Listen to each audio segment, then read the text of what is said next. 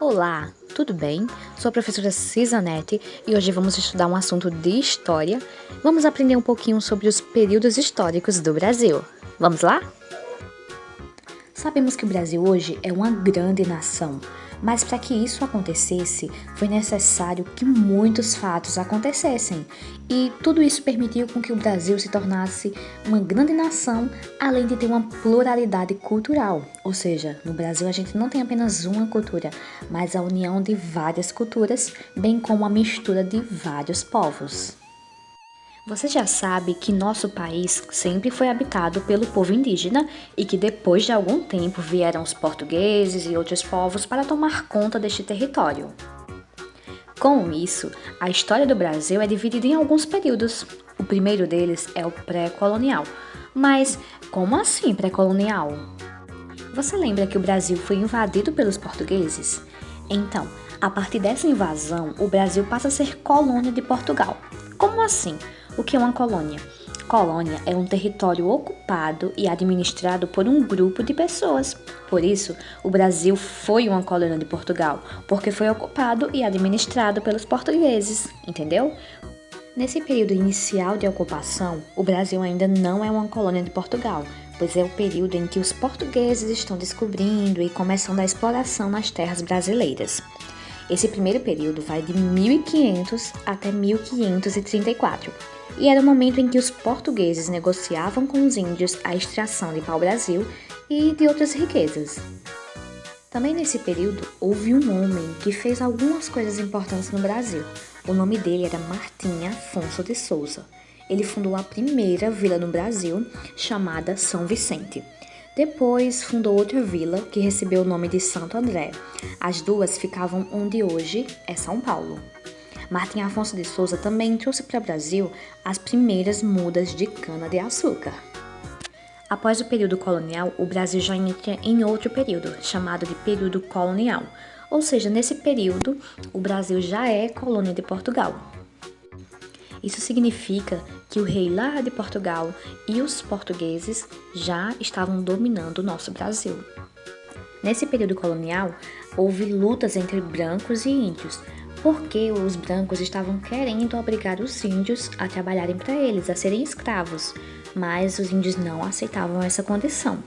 Por isso que também aconteceu o processo de escravização dos africanos, ou seja, alguns africanos foram trazidos lá da África para trabalhar aqui no Brasil.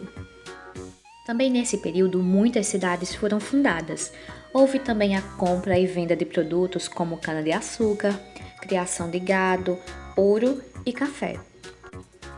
O período colonial foi o período mais extenso, ou seja, foi o que mais demorou. Também houve revoltas por causa da cobrança de impostos e do domínio português. Nesse período, também houve o processo de miscigenação. O que é miscigenação? É a mistura de vários povos, de várias raças.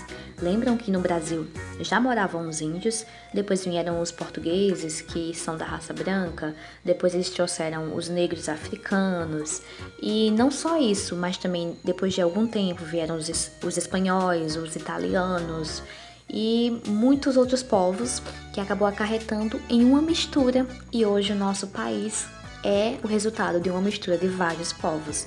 Por isso que é chamado de um país miscigenado. Um outro período histórico do nosso Brasil é o período imperial, no qual a gente tinha aí uma forma de governo chamada de monarquia, que é o governo de reis e imperadores. Dom João VI, que era o rei de Portugal nessa época, chegou ao Brasil em 1808, e isso fez com que várias mudanças acontecessem. Foram criados, por exemplo, o Banco do Brasil, a Fábrica de Pólvora, o Jardim Botânico, entre outras coisas. Outros dois fatos marcantes que também aconteceram foi a independência do Brasil em 1822 e a Lei Áurea, que foi a lei que livrou os escravos do cativeiro, lá em 1888. O outro período é chamado de período republicano, e nesse tempo eram presidentes que governavam e não mais reis e imperadores. Teve início em 1889, quando as Forças Armadas, comandadas pelo Marechal Deodoro da Fonseca, derrubaram a monarquia. Ou seja, a partir desse momento, não mais reis e imperadores iriam governar o país, e sim presidentes. E como você pode perceber, essa forma de governo permanece até hoje, porque a gente no Brasil não tem reis e imperadores governando, mas sim presidentes. Foi nesse período também que o imperador do Brasil, Dom Pedro II, e toda a família real foram obrigados a deixar o Brasil. Imagina aí. Bom, para resumir, nós vimos 4 períodos históricos do Brasil. O período pré-colonial com a chegada dos portugueses aqui neste país, o período colonial no qual o Brasil era colônia de Portugal, ou seja, estava debaixo do domínio de Portugal. Vimos também o período imperial, onde havia a monarquia, que era uma forma de governo em que governavam reis e imperadores. E vimos também o período republicano, em que a monarquia foi sendo deixada de lado e deu lugar ao governo de presidentes, e não mais ao governo de reis e imperadores. Espero que vocês tenham compreendido. Ficamos por aqui e até a próxima aula.